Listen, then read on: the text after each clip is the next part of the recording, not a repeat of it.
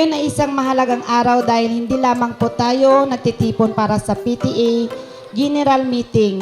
Ngayon din po ay isang mahalagang araw dahil ito po ang ika-100 days po ng ating masipag na action man ng Dewey Elementary School. Ang presensya ng bawat isa rito ay isang patunay na ating sama-samang hangarin na bigyan ng magandang kinabukasan ang ating mga mag-aaral.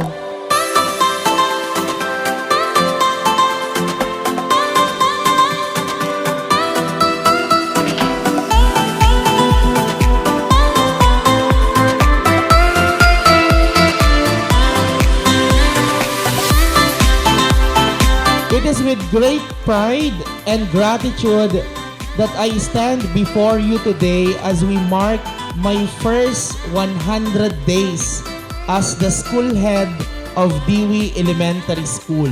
This milestone is not just a reflection of my leadership, but of the collective effort of our teachers, staff, students, and parents who have supported our journey toward progress and excellence.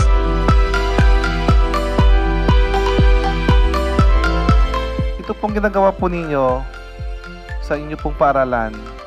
In 100 days, ang dami ng mga pagbabagong nangyari.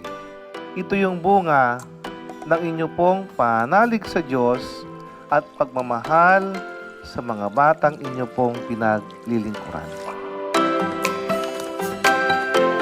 Today ay masasaksihan po natin yung turnover ceremony ng Rotary Club of Bolinao ng playground po as one of the projects of Rotary Club of Bolinao.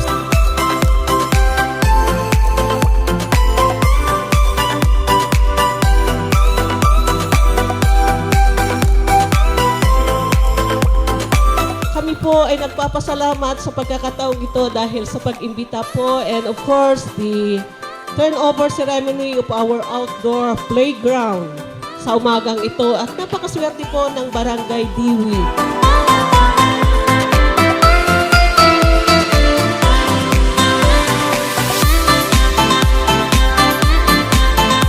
Napakaswerte ng Dewey, Mr. Mark, na Rotarian Mark, dahil pangalawan sa nabigyan na ng playground. Sana po alagaan po natin yung playground, yung outdoor playground para magamit pa yung mga susunod na mga bata. Maraming salamat.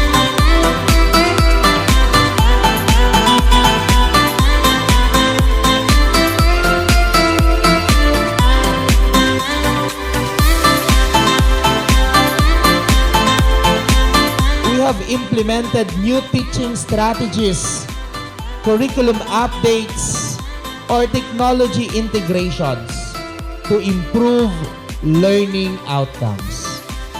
When it comes to infrastructure and facilities improvement,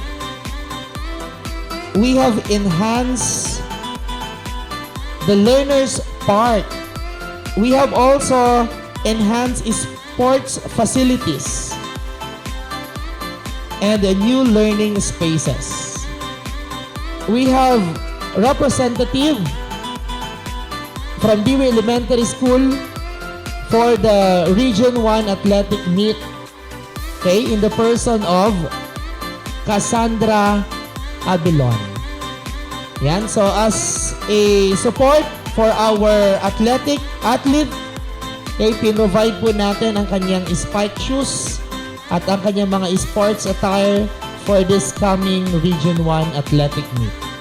For teachers and staff development, we organize training programs, workshops, and mentoring initiatives to empower our educators with new skills and methodologies.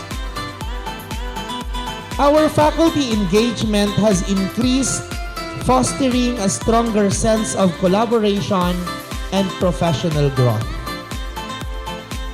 For the student empowerment and well-being, we have introduced mental health programs, leadership development workshops, or student clubs to support holistic student growth. The student participation in competitions, cultural activities, and outreach programs has significantly increased. We have lot of winnings for the past 3 months. For 100 days staying here in Dewey Elementary School, we prove that Dewey Elementary School is not only a barangay school. Okay? So we have proved that Dewey Elementary School has very talented pupils. Okay? Hindi lang po sa extracurricular but of course in academic activities. Ayan, so ito po lahat ng ating mga napanalunan sa ating pag-stay here in 100 days. For community engagement and partnership, we have strengthened ties with parents, alumni, local government, or private organizations to support our schools, programs, and initiatives. New collaborations have led to sponsorships or additional funding for projects. And we are very happy to announce to you that we have lots of benefactors coming from not only in the Philippines but of course outside also in our country. Thank you, and let us continue to move forward with excellence and purpose. Mabuhay ang Dewey Elementary School. Maraming salamat po.